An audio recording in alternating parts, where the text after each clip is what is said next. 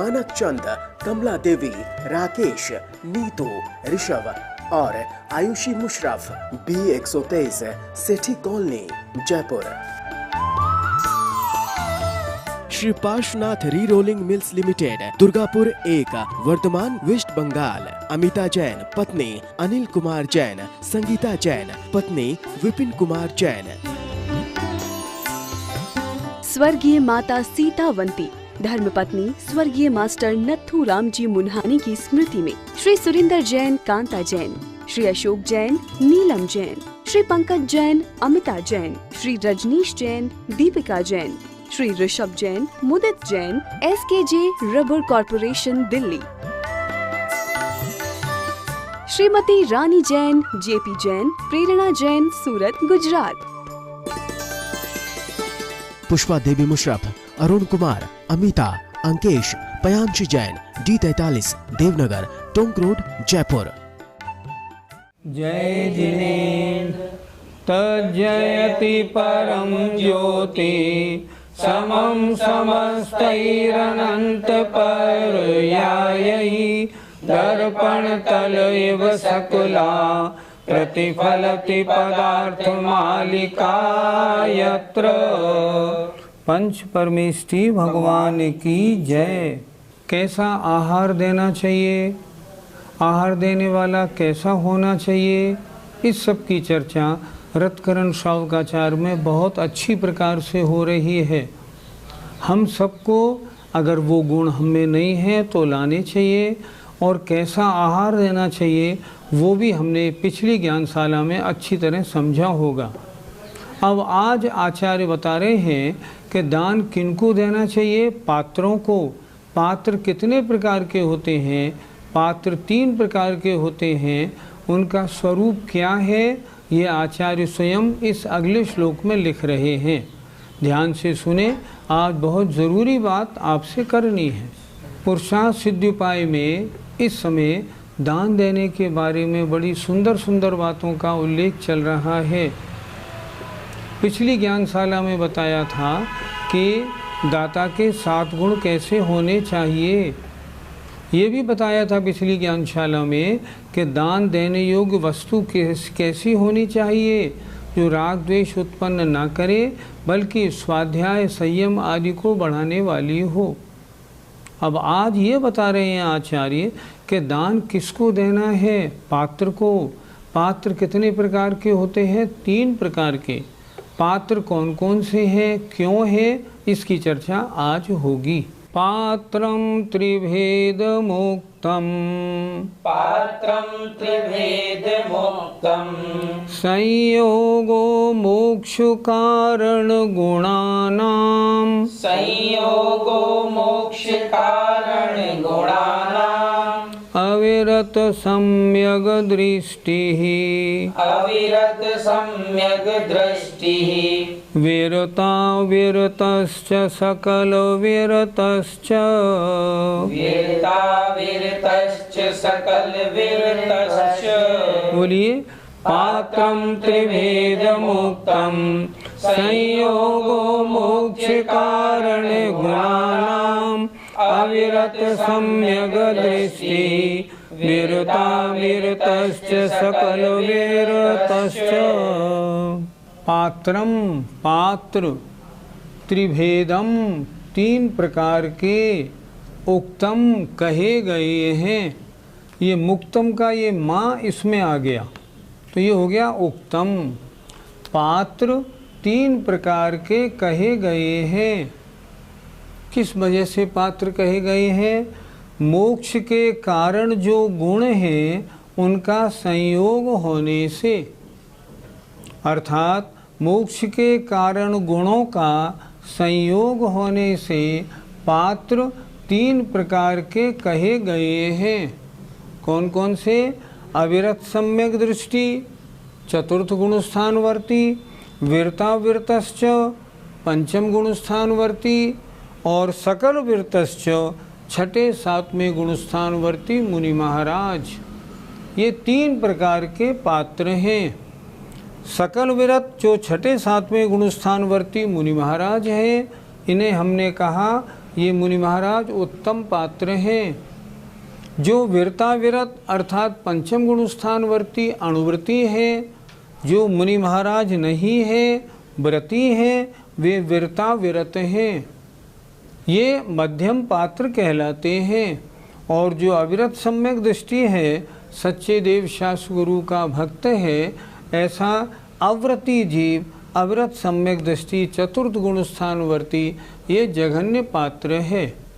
फिर देखें, मोक्ष कारण गुणानाम संयोगो, मोक्ष के कारण जो गुण हैं उनका संयोग होने से, मोक्ष के कारण गुण कौन कौन से?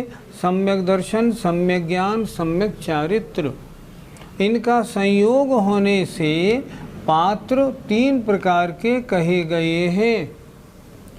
अविरत सम्यक दृष्टि जघन्य पात्र, वीरता विरत मध्यम पात्र और सकल विरत मुनि महाराज उत्तम पात्र। एक बार फिर देखें अच्छी तरह से, मोक्ष के कारण गुणों का अर्थात सम्यक दर्शन, सम्यक ज्ञान, सम्यक चारित्र का संयोग होने से पात्रम पात्र तीन भेद वाले उत्तम कहे गए हैं। पहला अविरत सम्यक दृष्टि, दूसरा वीरता विरत और तीसरा सकल विरत। सकल विरत मुनि महाराज उत्तम पात्र, वीरता विरत मध्यम पात्र अर्थात व्रती, प्रतिमाधारी, क्षुल्लक क्षुल्लिका, एलक और आरिका वीरता विरत। और अविरत सम्यक दृष्टि सच्चे देव शास्त्र गुरु की भक्ति रखने वाला ऐसा भक्त जिसने अभी व्रत नहीं लिए हैं। इस प्रकार उत्तम पात्र, मध्यम पात्र, जघन्य पात्र के भेद से पात्र तीन प्रकार के कहे गए हैं। पंडित जी, उत्तम पात्र कौन होते हैं? जो मोक्ष के कारण गुण, सम्यक दर्शन, सम्यक ज्ञान और सम्यक चारित्र के धारी मुनि महाराज हैं, वे उत्तम पात्र हैं। मुनि महाराज उत्तम पात्र, पर इतना ध्यान जरूर रखना है 28 मूल गुण का पालन करने वाले हों। देखो, अंदर के परिणामों को तो हम नहीं जान सकते, हमें नहीं मालूम, लिखा तो है उनका गुणस्थान छठा सातवां हो, पर छठा सातवां गुणस्थान है या नहीं ये हमारे ज्ञान का विषय नहीं। लेकिन अगर बहिरंगचर्या में 28 मूल गुणों का पालन नहीं है, वे उत्तम पात्र में नहीं आते, वे तो कुपात्र में आते हैं। हो सकता है किसी को बात थोड़ी कड़ी लगे, पर बात कड़ी लगने की नहीं, बात आगम के अनुसार तो यही है। कोई मुनि महाराज हैं, अगर वो पंखा, एसी, कूलर यूज़ करते हैं, अपने पास मोबाइल, लैपटॉप रखते हैं, वे शौच के लिए जंगल में नहीं जाते, शौचालय में जाते हैं, लघु शंका दीर्घ शंका के लिए पैसे की बात करते हैं, जिनके आहार कल किनके यहाँ होगा ये पहले तय हो जाता है, जो गरम रोटी आदि खाते हैं, नहीं वे उत्तम पात्र में नहीं आते, वे कुपात्र में आते हैं। उनको तो आहार देने का फल पाप है, पुण्य भी आचार्यों ने नहीं लिखा। तो उत्तम पात्र कौन हुए? जो 28 मूल गुणों का सही पालन करते हों, वे उत्तम पात्र हैं। मध्यम पात्र कौन है? जो व्रती हैं, जिन्होंने एक प्रतिमा से लेकर के 11 प्रतिमा तक धारण की है, जो क्षुल्लक हैं, क्षुल्लिका हैं, एलक हैं, आरिका हैं, ये सब मध्यम पात्र में आती हैं, ये उत्तम पात्र में नहीं आती। और जो अविरत सम्यक दृष्टि सच्चे देव शास्त्र गुरु का भक्त है, जैन धर्म का विधिवत पालन करता है, 7 तत्व 9 पदार्थों पर श्रद्धान है, धर्मात्मा है, लेकिन जिसके कोई व्रत नहीं है, ऐसा व्यक्ति जघन्य पात्र है। इस प्रकार पात्र 3 प्रकार के कहे गए हैं। पंडित जी, आरिका माता को आपने उत्तम पात्र में क्यों नहीं लिया? आरिका माता जी के सम्यक दर्शन, सम्यक ज्ञान तो है, पर अभी सम्यक चारित्र नहीं। उनका गुणस्थान कौन सा है? 5वां गुणस्थान होता है संयमा, संयम। थोड़ा संयम है, थोड़ा असंयम है। उत्तम पात्र में वो आते हैं जो संयमी हैं। आरिका माता जी अभी संयम पंचम गुण स्थान वर्ती हैं, इसलिए हमने उनको उत्तम पात्र में नहीं लिया। हमने पहले भी एक बार और बताया था, आज से दो दिन पहले इसी ज्ञानशाला में, जो मुनि महाराज हैं उनकी नवदा भक्ति 9 भक्तियाँ होती हैं पूरी, लेकिन जो आरिका माता जी हैं या एलक शुल्लक हैं उनके 2 भक्ति कम होती हैं। अर्थात एक तो उनकी पूजा नहीं होती। पूजा क्यों नहीं होती? पूजा इसलिए नहीं होती कि वो 9 देवताओं में नहीं आती। हमारे यहाँ 5 परमेष्ठी, जिनवाणी, जिन धर्म, जिन चैत्य और चैत्यालय 9 देवता ही पूज्य माने गए हैं, अन्य कोई पूज्य नहीं माना गया। अन्य कोई भी देवी देवता या एलक शुल्लक महाराज या आरिका माता जी हमारे यहाँ 9 देवताओं में नहीं आते। ये आदरणीय है, हम इनको इच्छामी वंदामी करते हैं, ढोक लगाते हैं, लेकिन अर्घ्य चढ़ाने योग्य नहीं। पूजा करने योग्य तो मात्र 9 देवता हैं, उनमें ये आरिका माता जी नहीं आती हैं। हमने पहले एक बात और भी बताई थी, अच्छी तरह सुने। आजकल सारे हिंदुस्तान में 75% लोग ये गलती करते हैं। हम जो यह विधि मंगल आरती कीजिए बोलते हैं, इसमें जो 6, 11 प्रतिमाधारी बोलते हैं, ये बोलना गलत है, इसको हटा दीजिए वहाँ से। 5वीं आरती साधु तुम्हारी हो गई और 6ठी आरती श्री जिनवाणी, बस 6ठी आरती 11 प्रतिमाधारियों की आरती नहीं होती, आगम में कहीं भी नहीं लिखा। इसलिए हमने कहा था आरिका माता जी हों, छुल्लक हों या एलक हों, कोई भी आगम प्रमाण इनकी भक्ति का नहीं मिलता। जितने प्रमाण भी सब लोग बताते हैं, कोई भी आगम सम्मत प्रमाण नहीं है। इन सब की आरिका माता जी, छुल्लिका माता जी, छुल्लक और एलक महाराज की, इनकी 2 भक्तियाँ नहीं होती। पाद प्रक्षालन नहीं होता। दूसरी बात, इनकी पूजा नहीं होती। तीसरी बात, इनकी परिक्रमा भी नहीं होती। इस तरह अच्छी तरह समझना चाहिए और यही क्रिया करनी चाहिए। हम जो क्रिया करते आ रहे हैं उन परंपराओं को एक तरफ रख दें। हम क्या करें? हम वो करें जो आगम बोलता है। आगम में आरिका माता जी का कहीं भी उन्होंने पूजा करने का विधान या इस तरह का विधान नहीं लिखा। इसलिए आगम के अनुसार चर्या बनाएं। जो भूल हम करते आ रहे हैं उसको हम ठीक करें। पंडित जी, कौन महाराज सम्यक दृष्टि है या मिथ्या दृष्टि, यह हमको मालूम कैसे पड़े? आंतरिक परिणामों की जानकारी और गुणस्थान हमारे ज्ञान का विषय नहीं होता। हमें नहीं मालूम किन महाराज का कौन सा गुणस्थान है, लेकिन उनकी जो क्रियाएं हैं वो तो आगम के अनुसार होनी चाहिए, वो हम देख सकते हैं। जिनकी क्रियाएं आगम के अनुसार हैं वे तो 6, 7वें गुणस्थानवर्ती हो सकते हैं, पर जिनकी क्रियाएं आगम के अनुसार नहीं हैं उनके 6, 7वां गुणस्थान कभी भी नहीं हो सकता। जो मुनि महाराज पंखे एसी कूलर में बैठते हैं उनका गुणस्थान तो पहला है। तरस जीवों की हिंसा, स्थावर जीवों की हिंसा करते हैं, शौचालय में जाते हैं, वो तो उनका गुणस्थान पहला है, 6, 7वें का प्रश्न नहीं। हमेशा ध्यान रखना, क्रिया सही है तो 6, 7वां गुणस्थान हो या नहीं, पर क्रिया अर्थात 28 मूल गुण ठीक नहीं है तो 6, 7वें गुणस्थान का सवाल ही नहीं है।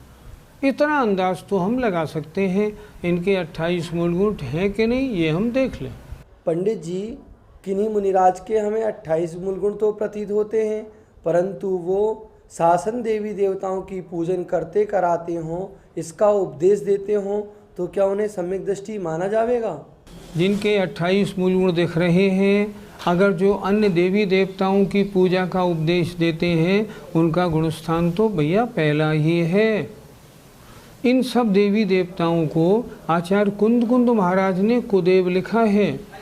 कुदेवों की पूजा का उपदेश देना तो सम्यक दृष्टि को कैसे संभव है? उनका गुणस्थान तो पहला ही है, इसलिए वे पूज्य नहीं हैं। शिष्य ने प्रश्न किया, महाराज दान देने से क्या हिंसा का त्याग होता है या नहीं होता? तब आचार्य अमृतचंद स्वामी अगला श्लोक लिखते हैं। देखिए, हिंसायाः पर्यायो हिंसायाः पर्यायो लोभोऽत्र निरस्यते यतो दाने लोभोऽत्र निरस्यते यतो दाने तस्मादतिथिवितरणम् तस्मादतिथिवितरणम् हिंसा व्यपुरमणमेवेष्टम् हिंसा व्यपरमणमेवेष्टम्। बोलिए हिंसायाः पर्यायो लोभोऽत्र निरस्यते यतो दाने तस्मादतिथिवितरणम् हिंसा व्यपुरमणमेवेष्टम्। हिंसायाः पर्यायो, हिंसा की पर्याय। लोभ, लोभ अत्र माने यहाँ, निरस्यते नाश किया जाता है, यतो माने क्योंकि दान में क्योंकि हिंसा की पर्याय लोभ का यहाँ नाश किया जाता है। तस्मात् इसलिए अतिथि वितरणम, अतिथि को दान देने में हिंसा व्यपुरमणम एव इष्टम, हिंसा का त्याग ही कहा गया है। फिर एक बार देखें अच्छी तरह क्या कहना चाह रहे हैं आचार्य। कोई व्यक्ति दान देता है तो उसका लोभ कम होता है, तभी तो पैसा जेब से निकलता है। लोभ है तो पैसे को संभाल के रखता है। अब दान दे रहा है तो थोड़ा लोभ उसका कम हुआ। और क्रोध, मान, माया और लोभ ये चारों तो हिंसा ही है। तो इस तरह अब लोभ कम हुआ तो हिंसा का नाश हुआ कि नहीं हुआ? हिंसा का नाश हुआ, त्याग हुआ, ये समझा रहे हैं। फिर देखें, हिंसा की पर्याय जो लोभ है वो यहाँ क्योंकि दान देने में नाश किया जाता है। लोभ नष्ट होता है तब दान की बात बनती है। तस्मात् इसलिए अतिथि को वितरणम माने दान देने में हिंसा व्यपरमणम एव इष्टम, हिंसा का त्याग ही इष्ट है कहा गया है। अर्थात दान देने में क्या हिंसा का त्याग हुआ कि नहीं हुआ? हुआ। क्यों हुआ? क्योंकि लोभ करने में आत्मा के परिणामों की हिंसा होने से हिंसा होती है। दान देने में थोड़ा लोभ टूटता है, कम होता है, क्षरण होता है, तभी तो दान दिया जाता है। इसलिए दान देने में हिंसा का नाश कहना बिल्कुल ठीक है। पंडित जी, लोभ तो कषाय है, इसका हिंसा से क्या संबंध? इसी पुरुषार्थ सिद्धिपाई के 42 नंबर के श्लोक में क्या कहा था? आत्म परिणाम हिंसन हेतुत्वात् सर्वमेव हिंसयितत्। आत्मा के परिणामों की जहाँ जहाँ हिंसा होती है वह सब हिंसा है। चाहे झूठ बोलो, चोरी करो, कुशील करो, परिग्रह रखो, क्रोध करो, मान करो, कुछ भी करो, इन सब में आत्मा के परिणामों की हिंसा है या नहीं? बिल्कुल है। क्या ये आत्मा का स्वभाव है? नहीं, बिल्कुल नहीं है। तो जब ये आत्मा का स्वभाव नहीं है तो आत्मा के परिणामों की हिंसा हो रही है, इसलिए हिंसा है। लोभ में आत्मा के परिणामों की हिंसा है और यहाँ दान देने में लोभ कम होता है, इसलिए यहाँ हिंसा दूर होती है, हिंसा का नाश होता है, हिंसा कम होती है, ऐसा कहना बिल्कुल ठीक है। लोभ भी तो आत्मा के परिणामों की हिंसा करने से हिंसा ही है। पंडित जी, हमारे शहर में तो आर्य या मुनि नहीं आते, तो फिर हम दान कैसे दें? अगर आपके यहाँ नहीं आते मुनि, आर्यिका माता जी वगैरह, तो जहाँ मुनि महाराज हैं, जहाँ आर्यिका माता जी हैं, आप वहाँ चले जाइए ना। वहाँ चौका लगाइए, आहार दीजिए, उनको शास्त्र आदि की आवश्यकता हो उसको पूरी करिए, वहाँ जाके दान दे दीजिए। क्या बात है? कोई मुनि, आर्यिका माता जी कहीं बीमार हो, उनका शुद्ध दवाई से इलाज करा के औषधि दान दीजिए। ज़रूरी थोड़ी है कि आपके गांव में आए ही आए। लेकिन आपके गांव में कोई मंदिर तो होगा जहां आप रहते हैं। यदि मंदिर है तो वहाँ जो और घर हैं उन सबको पढ़ाने की व्यवस्था कराइए, तो भी आपके ज्ञान दान हो जाएगा। दूसरी बात, एक अपात्र दान भी होता है। अपात्र दान का मतलब ये होता है जो जैनी भाई नहीं हैं, यदि गरीब हैं, बीमार हैं, उनकी भी उनके ऊपर अगर करुणा करके हम दान देते हैं तो वो अपात्र दान है।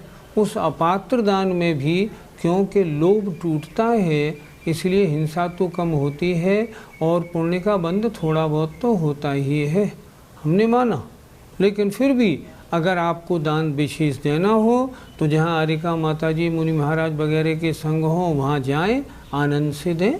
पंडित जी, एक धर्मात्मा व्यक्ति को अपनी आमदनी का कितना हिस्सा दान में देना चाहिए? आचार्यों ने लिखा है धर्मात्मा जीव को चाहिए कि वो अपनी आमदनी का 25% अगर दान में देता है तो वह सबसे उत्तम है, फर्स्ट ग्रेड। अपनी आमदनी का 1/6 दान में देता है तो मध्यम है, और अगर अपनी आमदनी का 10% दान में देता है तो जघन्य है। अर्थात हर श्रावक को कम से कम अपनी आमदनी का 10% तो दान में देना ही चाहिए। अच्छा हो 1/6 दे दे, और अगर 25% देता है फिर तो बात ही क्या है। लेकिन आमदनी का है, बचत का नहीं। जैसे 10,000 रुपये महीना वेतन मिला और आप आए और वेतन में से फ़ौरन 1,000 रुपये आपने दान के लिए अलग रख दिए तो आप जघन्य पात्र मतलब जघन्य दाता बनते। और अगर 10,000 में से 2,500 रुपये आपने पहले निकाल के रख लिए और बाकी से अपना सारा खर्चा चलाया तो आप उत्तम दाता हैं।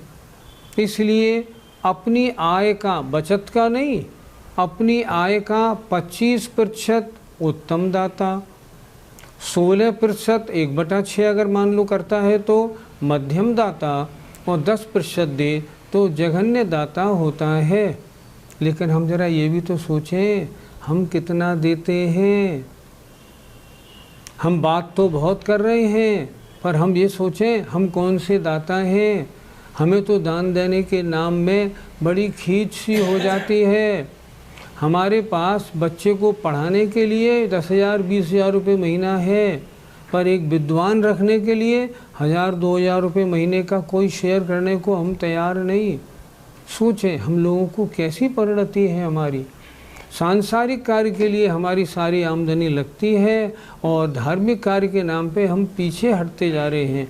इस पर सबको सोचना चाहिए। ये पुरुषार्थ सिद्ध उपाय है, पुरुष की अर्थी की सिद्धि का उपाय। मेरा अर्थ कैसे सिद्ध हो, इसलिए विचार करें कि मैं अपनी आमदनी का कितना रुपया दान में देता हूँ।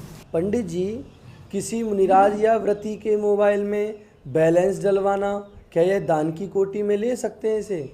अगर कोई व्रती है, 1-2 प्रतिमाधारी है और पूरी सेवा में लगा हुआ है और उनका बैलेंस आप डलवाते हैं, कोई आपत्ति नहीं, दान या सहयोग में आएगा। लेकिन अगर किन्हीं मुनि महाराज के पास मोबाइल है और उस मोबाइल में आप रुपए डलवाते हैं तो शिथिलाचार के पोषण का पाप लगेगा, पुण्य नहीं लगेगा। आपने उनको मोबाइल दिलवा दिया, आपने उनके मोबाइल में पैसे डलवा दिए, तो एक तो वो शिथिलाचार था, आपने शिथिलाचार में और सहयोग अनुमोदना प्रदान की, आपको पाप लगेगा। आचार्य कुंद स्वामी कहते हैं ऐसे लोगों को शिथिलाचार में सहयोग करने का पाप लगता है। आप शिथिलाचार को सपोर्ट कर रहे हैं, नहीं, आप उनसे दूर रहिए। एक बात मैं और बता दूं, बड़ी अच्छी बात। आचार्य शांत सागर महाराज से किसी ने कहा, महाराज मुनियों में शिथिलाचार बढ़ने लगा, हमको क्या करना चाहिए? आप पढ़ें चारित्र चक्रवर्ती, मैं ये बात अपनी मन से नहीं कह रहा। आचार्य श्री ने उत्तर दिया, उनको एकांत में समझाइए। श्रावक फिर बोला, महाराज ना समझे तो क्या करें? तो उन्होंने स्पष्ट कहा, उनकी उपेक्षा करो, मतलब आप स्वयं दूर हट जाओ। क्यों? क्योंकि अगर आप उनका किसी भी प्रकार सहयोग करते हो उनको आहार देना, उनको स्थान देना, उनके प्रवचन कराना, उनको किसी भी प्रकार से अगर सहयोग करते हैं तो शिथिलाचार के पोषण का महान दोष लगता है। अच्छी तरह विचारें। जय जिनेंद्र। मानक चंद, कमला देवी, राकेश, नीतू, ऋषभ और Ayushi Musharaf, B123, Sethi colony, Jaipur. Shri Parshwanath re rolling mills limited, Durgapur 1, Vardhaman, west Bengal. Amita Jain, पत्नी अनिल कुमार जैन, संगीता जैन, पत्नी विपिन कुमार जैन। स्वर्गीय माता सीतावंती, धर्मपत्नी स्वर्गीय मास्टर नथुराम जी मुन्हानी की स्मृति में Shri Surinder Jain, Kanta Jain, Shri Ashok Jain, Neelam Jain, Shri Pankaj Jain, Amita Jain, Shri Rajneesh Jain, Deepika Jain, Shri Rishabh Jain, Mudit Jain, SKJ rubber corporation, Delhi. Shrimati Rani Jain, JP Jain, Prerna Jain, Surat, Gujarat. Pushpa Devi Musharaf, Arun Kumar, Amita, Ankesh, Payanshi Jain, D43, Devnagar, Tonk road, Jaipur.